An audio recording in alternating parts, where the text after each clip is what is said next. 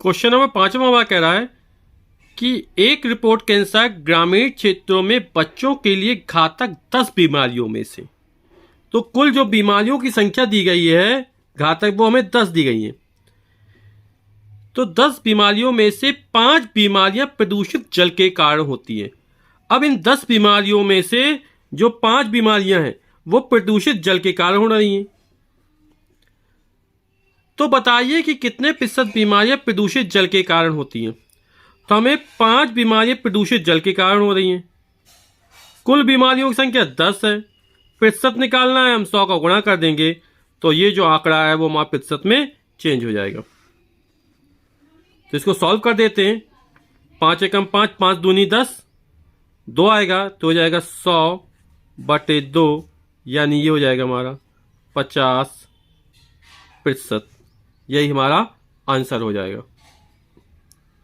Question number 6वां हमसे कह रहा है किसी विद्यालय में 400 बालिकाएं हैं, तो विद्यालय में बालिकाओं की कुल संख्या 400 हो गई। फिर कह रहा है किंतु किन्हीं कारणों के कारण लगभग 12% बालिकाएं विद्यालय छोड़ देती हैं, तो विद्यालय छोड़ने वाली बालिकाओं को जो प्रतिशत है वह 12 दे देगा। अब कह रहा है विद्यालय छोड़ने वाली बालिकाओं की संख्या क्या होगी।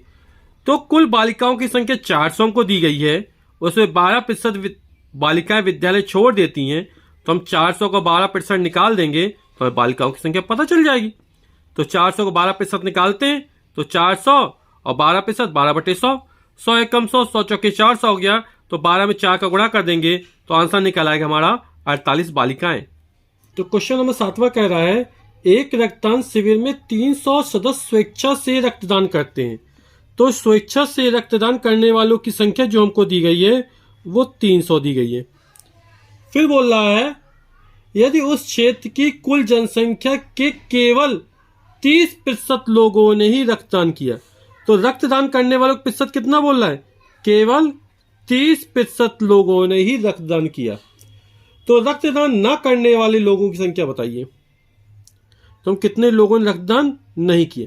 अब हमारा 300 लोगों ने रक्तदान किया, उनका कितना प्रतिशत है, 30% है। ये हमारा 300 लोगों ने जो रक्तदान किया है वो पूरी जनसंख्या कितना प्रतिशत निकल रहा है, 30% निकल रहा है। तो हम पहले ज्ञात करें उस क्षेत्र की कुल जनसंख्या कितनी है। तो ये 30% है हमारा, है ना। तो रक्तदान करने का प्रतिशत वाला क्या होगा, जितने लोगों ने रक्तदान किया, 300 लोगों ने रक्तदान किया बटे कुल संख्या। कुल संख्या हमने x मान ली, मान लो, गुणा 100, तो ये हमारा कितना हो जाएगा, ये 30% हो जाएगा।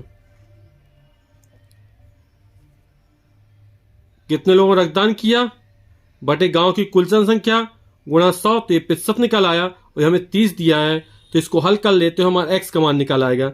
x ऊपर जाएगा, 30 नीचे आएगा, तो x बराबर हो जाएगा हमारा 300 गुणे 100, और ये 30 नीचे आ जाएगा, 30 दहम 300 और 100 दहम 1000। तो उस गांव की जो कुल जनसंख्या होगी वो हमारी 1000 होगी। अब कह रहा है कि रक्तदान न करने वाले लोगों की संख्या ज्ञात करना है, और ये निकल आएगी कुल संख्या हमारी 1000 निकली, जो क्षेत्र की संख्या है, जनसंख्या है, और इसमें से 300 लोग रक्तदान करते हैं, तो 1000 में 300 घटा देंगे तो आंसर निकल आएगा हमारा 700 लोगों ने रक्तदान नहीं किया है। 8वां सवाल हमसे कह रहा है कि जो ग्रामीण शौचालय निर्माण में प्रति परिवार को ₹9,000 का अनुदान दे रही है, यानी एक परिवार को जो मिलने वाला अनुदान है उसका मान है 9,000 रुपए, यानी ₹9,000 का जो अनुदान है वो एक परिवार को मिल रहा है। और इस योजना के अंतर्गत जो कुल धन वितरित किया जा रहा है उसका मान जो दिया गया है वो 10,80,000 रुपए दिया गया है। इतना अनुदान क्या हो रहा है, कुल वितरित किया गया। फिर बोल रहा है उस गांव में कितने प्रतिशत परिवार लाभान्वित हुए। हमें लाभान्वित परिवारों की संख्या निकालनी है, जबकि उस गांव में कुल 200 परिवार निवास करते हैं। एक परिवार को ₹9,000 का अनुदान मिल रहा है, कुल अनुदान है वो 10,80,000 रुपए का है। तो हम पहले निकाल लेते हैं कि कुल कितने परिवारों को ये धन मिला। तो परिवारों की संख्या निकाल लेते हैं जिसको ये धन प्राप्त हुआ है। तो परिवारों की संख्या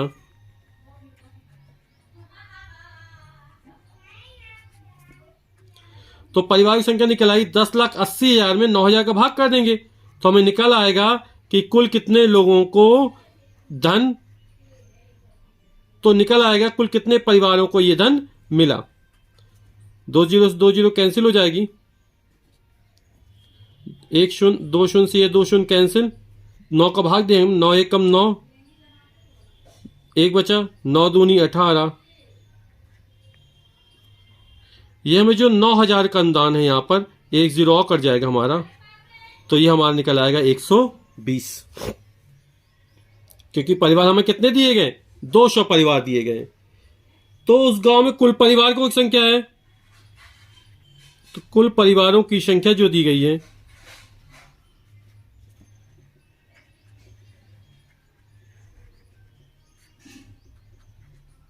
वो 200 है। हमें निकालना है कि कितने प्रतिशत परिवार लाभान्वित हुए, तो हमें लाभान्वित परिवारों का प्रतिशत निकालना है। तो हमारे कुल परिवार है 200 गांव में, जिसमें से 120 परिवारों को अनुदान मिल जाता है। प्रतिशत निकालना, हम 100 का गुणा कर देंगे, 100 एकम 100, 100 दूनी 200, 2 बार गया, और 120 में 2 का भाग करेंगे तो हमारा निकल आएगा ये 60% परिवार लाभान्वित हुए। यही हमारा आंसर हो जाएगा। क्वेश्चन नंबर 9 कह रहा है किसी नगर पालिका में कुल 40 वार्ड है, तो नगर पालिका में कुल वार्डों की जो संख्या दी गई है वो हमको 40 दी गई है। फिर बोला पूरे नगर में मच्छर उन्मूलन योजना कर फॉगिंग पर प्रति वार्ड रुपए 2500 व्यय करने का प्रावधान है। तो प्रति वार्ड जो व्यय हो रहा है वो रुपए 2,500 व्यय हो रहा है। यदि सामान्य स्वास्थ्य पर 1 करोड़ रुपए का बजट स्वीकृत हो, तो जो 1 करोड़ का बजट स्वीकृत है,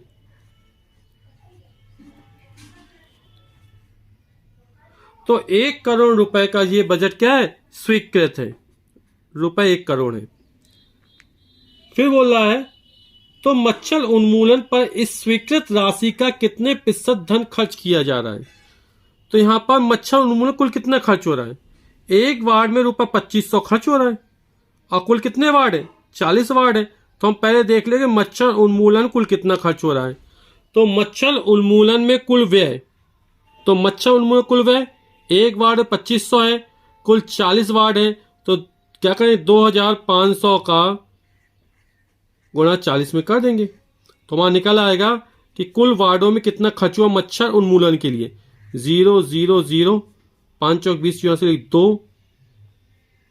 और 4 दूनी 8 और 2 10। तो 1 लाख रुपए हमारा जो है वो मच्छर उन्मूलन में खर्च हुआ, और कुल 1 करोड़ वितरित हुआ है। तो हम प्रतिशत निकाल लेंगे कि कितने प्रतिशत खर्च हुआ है। तो प्रतिशत खर्च निकल आएगा हमारा, मच्छर उन्मूलन में खर्च 1 लाख है, कुल जो बजट है वो हमारा 1 करोड़ का है, और 100 का हम गुणा कर देंगे। तो यहां पर हम 1 जीरो ज्यादा इसको काट देते पहले से ही।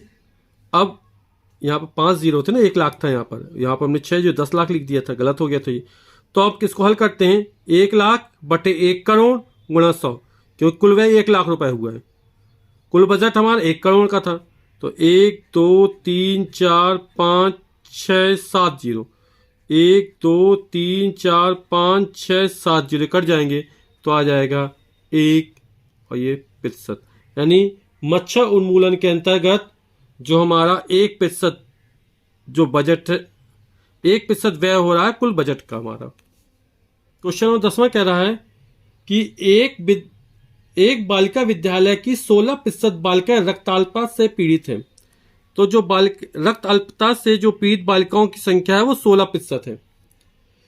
यदि किसी माह में स्वास्थ्य विभाग द्वारा ऐसी बालिकाओं को 30 गोलियां प्रति बालिका की दर से, यानी प्रति बालिका की वितरित गोलियों की संख्या कितनी 30 है। रक्त अल्पता यानी एनीमिया का रोग यानी रक्त की कमी से पीड़ित है, और यहां पर उनको आयरन की गोली दी जा रही है। एक बालिका को 30 गोलियां मिलती हैं। बोला है यदि गोलियों की कुल संख्या 1920 हो, 1920 जो गोलियां कुल वितरित की गई हैं, तो विद्यालय में शिक्षा ग्रहण करने वाली सभी बालिकाओं की संख्या, कुल बालिकाओं की संख्या हमको ज्ञात करना है।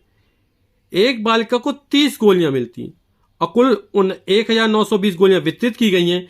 तो हम बालिकाओं की संख्या ज्ञात कर लें जिनको रक्ताल्पता है, यानी रक्ताल्पता से पीड़ित बालिकाओं की संख्या।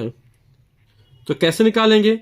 1920 में हम 30 का भाग कर देंगे तो पता चल जाएगा, क्योंकि एक बालिका को 30 गोली मिल रही है और कुल गोलियों की संख्या 1920 है। तो ये निकल आएगा हमारा 10 से 10 कैंसिल हो जाएगा, 3 छंग 18, 19 1 बचा 3 चौके 12। तो कुल जो बालिकाएं जिनको रक्ताल्पता है वो 64 बालिकाएं हैं जो इससे पीड़ित है। अब हमसे पूछा बालिकाओं की कुल संख्या ज्ञात करनी है। तो हमारा 16% है, ये 16% बालिकाएं रक्ताल्पता से पीड़ित, की संख्या कितनी है? 64 है। तो कुल की संख्या ज्ञात करना है। तो रक्ताल्पता से पीड़ित बालिकाओं को जो प्रतिशत है वो 16% दे रहा है, और 16% वाला क्या होगा? 64 बालिकाएं हैं जो इससे पीड़ित है। कुल बालिकाओं की संख्या में x मान लेते हैं, गुणा 100 कर देंगे तो हमारा निकल आएगा